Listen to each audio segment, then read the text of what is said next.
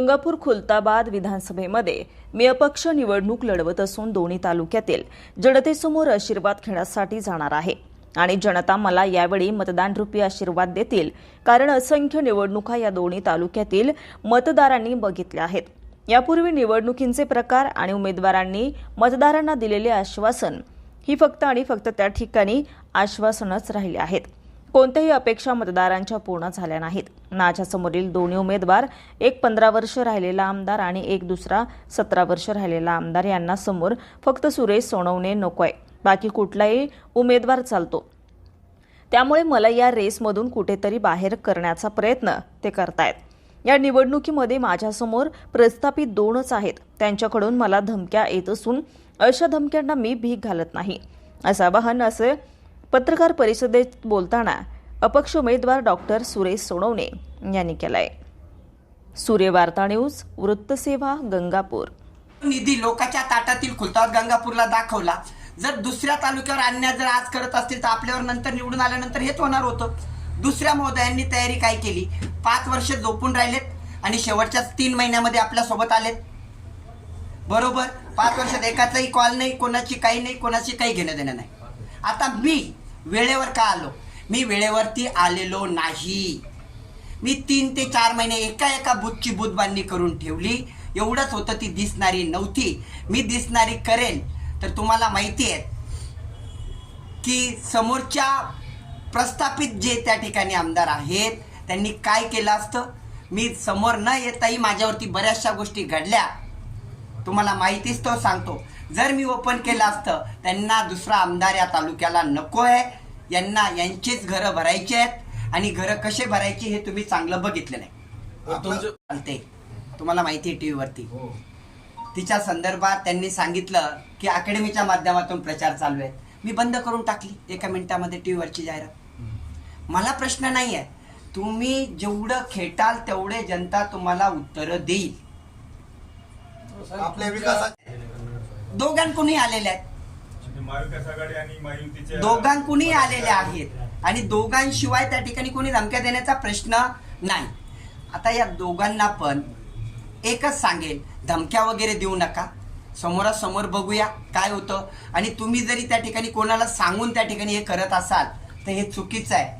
नोटिसा काढा, ह्या गोष्टी करा, मला थांबवण्याचा प्रयत्न करा। शासकीय यंत्रणेचा सुद्धा वापर होण्याची दाट शक्यता आहे मला थांबवण्यासाठी। काय नोटीस? तो निधी लोकांच्या ताटातील खुलताबाद गंगापूरला दाखवला। जर दुसऱ्या तालुक्यावर अन्याय जर आज करत असतील तर आपल्यावर नंतर निवडून आल्यानंतर हेच होणार होतं। दुसऱ्या महोदयांनी तयारी काय केली? 5 वर्ष झोपून राहिलेत आणि शेवटच्या 3 महिन्यामध्ये आपल्या सोबत आलेत। बरोबर, 5 वर्षात एकाचाही कॉल नाही, कोणाची काही नाही, कोणाची काही घेणं देणं नाही। आता मी वेळेवर का आलो? मी वेळेवरती आलेलो नाही। मी 3 ते 4 महिने एका बूथची बूथबांधणी करून ठेवली, एवढंच होतं। ती दिसणारी नव्हती, मी दिसणारी करेल। तर तुम्हाला माहिती आहे की समोरच्या प्रस्थापित जे त्या ठिकाणी आमदार आहेत त्यांनी काय केलं असतं? मी समोर न येताही माझ्यावरती बऱ्याचशा गोष्टी घडल्या, तुम्हाला माहितीच तो सांगतो। जर मी ओपन केलं असतं, त्यांना दुसरा आमदार या तालुक्याला नको आहे, यांना यांचीच घरं भरायची आहेत आणि घरं कसे भरायची हे तुम्ही चांगलं बघितलं नाही। आणि असं कोणी जर त्या ठिकाणी अफवा फैलत असेल तर घोडा मैदान समोर आहे, त्यांना लवकरच कळेल। दुसरी गोष्ट, मी तुम्हाला पेरणी केली असं म्हणतात। एक महोदय आपल्याकडे नवीन पेरणी करण्यासाठी आले, 17-16 वर्ष आमदार राहिलेले, त्यांनी काय पेरणी केली? कितीतरी तालुक्याचे ते आमदार आहेत, तिकडचा दुसऱ्या ताटातील त्या ठिकाणी निधी गंगापूर खुलताबाद मध्ये आणला, इलेक्शन तोंडावरती ठेवलं। मी माझं सांगतो ना, दोन्ही पण सांगतो। कोणते झाले ते विचारा, एकही त्या ठिकाणी परिपूर्ण नाही। शिक्षण बाकी आहे, रोजगारांच्या उद्योगाच्या संधी ज्या युवकांना मिळायला पाहिजेत MIDC मध्ये। मला एक प्रश्न नेहमीच पडतो, गंगापूर शहरातील किती युवक त्या ठिकाणी MIDC मध्ये कामाला परमनंट लागलेले आहेत? चंद्रा MIDC पंचतारिंकेत तिथे किती मुलं आहेत? ठीक आहे, परमनंट सोडून द्या, टेम्पररी किती आहेत? गुडियर कंपनी आपल्याकडे सर्वात मोठी कंपनी मानल्या जाते, या कंपनीतील आपल्या दोन्ही तालुक्याचे किती युवक कामाला लागलेले आहेत? ज्या कंपनीत नोकरीला लागण्यासाठी लोक त्या ठिकाणी रेस करतात, पैसे देतात, हे ओपन तुम्हाला मी पुढे करेलच, पण आज मी त्यावरती बोलत नाही. दुसरा मुद्दा सांगितला, पाणी पाणी त्या ठिकाणी करायचं, मोठ्या मोठ्या बातम्या करायच्या. पाण्याची आज परिस्थिती अशी आहे, खुलताबादच्या कोणत्या टोकाला त्या ठिकाणी पाण्याच्या योजना गेल्या. एक येसगावचं धरण बनलेलं एक पूर्वीपासून, त्याच्यावरती पूर्ण खुलताबाद तालुका चालतो. आणि आता जर 1 वर्ष दुष्काळ पडला तर खुलताबाद तालुकावासी मरणार आहे. या परिस्थितीला आपण सामोरे जातोय. नवीन कोणता डॅम त्या ठिकाणी या काळात बनला 15 वर्षामध्ये? मला एक डॅम दाखवा. तुम्ही फ्युचरचा काय विचार केला? मला म्हणायचं शाश्वत विकास काय? रस्ते बनवले, ते किती बनवले ते कोणत्या निधीतून? माहितीच तो. मी तुम्हाला अशा कामाची यादी देणार आहे पुढच्या काही दिवसामध्ये की कमीत कमी 150 ते 200 कोटीचे खोटे उद्घाटन झालेली आहेत.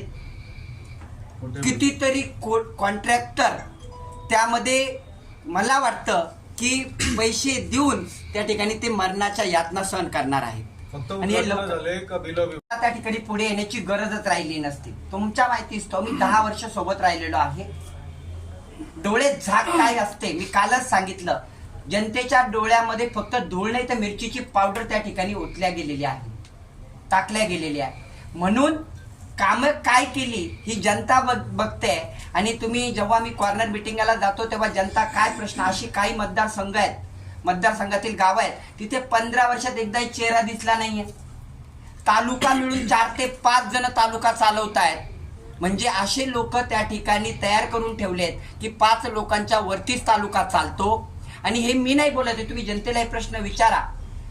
फक्त लासूर शहराचा त्या ठिकाणी विचार केला तर एखादा जण गंगापूर शहरांचा विचार केला, शहराचं बोलतोय, यात 1 ते 2 जण जवळचे दिसतील आणि त्यांचेच फोन त्या ठिकाणी मोदय उचलतात. बाकीच्या एकाही जणांचे फोन उचलल्या जात नाही. काय काय विकास